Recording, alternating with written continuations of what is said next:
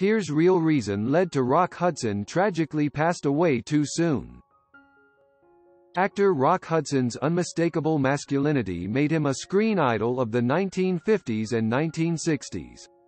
Hudson was a traditionally handsome figure and a romantic hero when such types were becoming rare.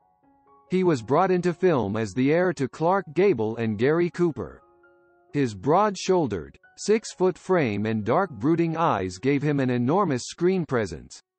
He was twice voted the nation's top box office draw and was the recipient of numerous national and international awards. He also earned the respect of critics, in particular for his fine performances in Magnificent Obsession, 1954, and Giant, 1956.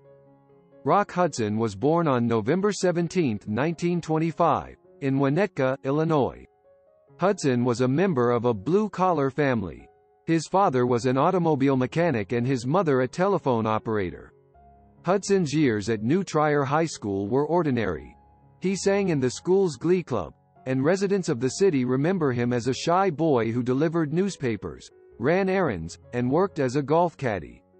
The 1937 movie The Hurricane captivated and inspired Hudson to an acting career. In 1943, Hudson was drafted into the Navy. After a military discharge in 1946, he briefly returned to Winnetka and worked as a piano mover.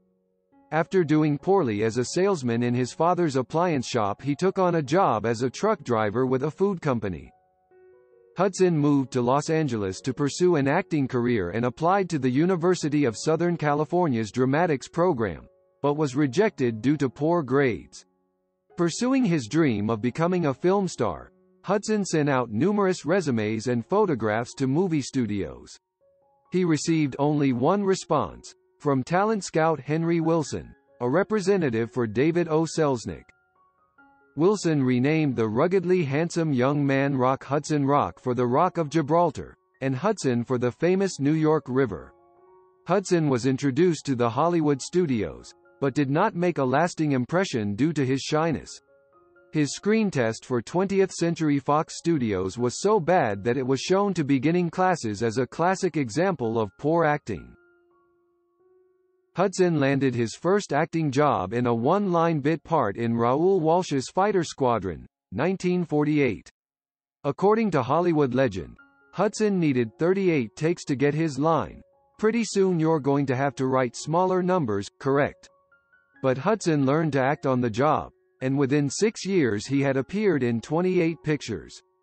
The roles were primarily characters lacking depth. Hudson soon came under the wing of Universal Studios tutor Sophie Rosenstein, who helped him in his bit parts and supporting roles. During the 1950s he was cast in longer parts in a series of adventure and B pictures.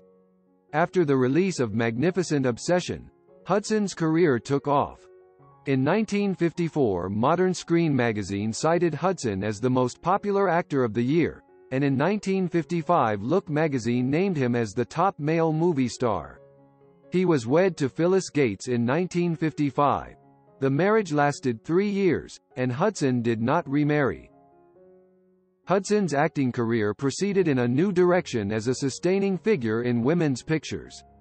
Under the professional direction of George Stevens, Hudson was able to give real depth to the characterization of Texas rancher Bick Benedict in Giant, 1956.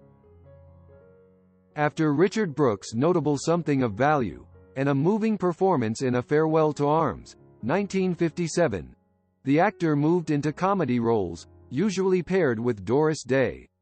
While the films varied in quality, they allowed Hudson the opportunity to explore his comedic talents.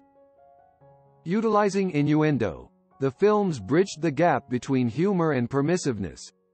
From 1959 to 1965 he portrayed humorous characters in Pillow Talk, 1959, Come September, 1961, Send Me No Flowers, 1964, and Strange Bedfellows, 1964. Hudson afterward appeared in a number of unsuccessful and mediocre films. By age 55 Hudson was faced with a dilemma: whether to pursue a fading film career or take roles in television. Initially Hudson was not interested in a small screen career. but the series Macmillan and Wife, 1971, in which he starred as the police commissioner of San Francisco, proved to be a hit. He made few worthwhile films afterward, and he appeared in 2 television miniseries, The Martian Chronicles, 1980, and The Star Maker, 1981.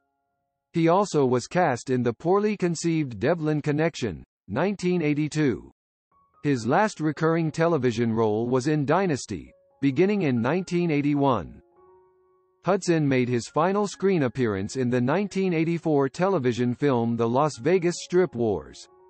The following year, while in Paris seeking medical treatment for an undisclosed illness, Hudson collapsed. The news broke that Hudson had been diagnosed with AIDS. Friends stated he had discovered that he had the disease in mid-1984, but chose to continue acting on Dynasty while secretly undergoing treatment. For years Hudson, his managers, and the studios had avoided the issue of his homosexuality. His illness, however, brought it into the open. Author Armistead Maupin stated he met with Hudson in 1976 and urged him to reveal his homosexuality. Acquaintances often described Hudson as gay, but he refused to publicly comment on or acknowledge the reports. Rock Hudson became the first major public figure to declare he had AIDS. His last appearance at a benefit hosted by former leading lady Doris Day revealed the horrifying truth of AIDS in vivid and unflinching detail. Before his death Hudson stated, "I am not happy that I am sick. I am not happy that I have AIDS. But if that is helping others, I can at least know that my own misfortune has had some positive worth." Sadly, on October 2, 1985, Rock Hudson died from AIDS-related complications at his home in Beverly Hills, California. He was just 59 years old. He was the first major celebrity to die from an AIDS-related illness. Today, Rock Hudson is remembered not only for his legacy as a talented screen actor, but for his courageous choice to go public about his AIDS diagnosis. Goodbye legendary actor Rock Hudson.